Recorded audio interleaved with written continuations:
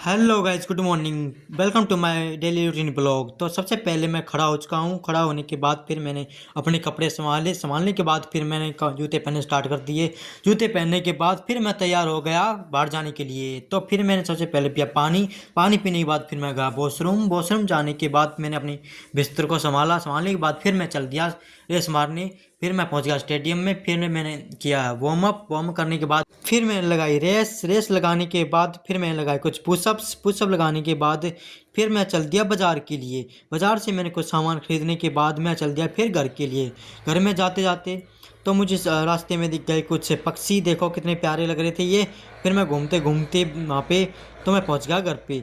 घर पे जाने के बाद सबसे पहले मैंने नहाया। नहाने के बाद फिर मैं तैयार हुआ कपड़े वपड़े पहन के। तो फिर मैंने खाई रोटी। रोटी खाने के बाद फिर मैं हो गई थी दोपहर। दोपहर में फिर मैं पढ़ने के लिए बैठ गया था। पढ़ने के बाद फिर हो गई थी शाम। शाम के बाद मैंने सबसे पहले पानी भरा। फिर रात हो गई थी। रात होने के बाद मैंने खाना खाया। खाना खाने के बाद फिर मैं सोने को चला गया। Okay bye, good night.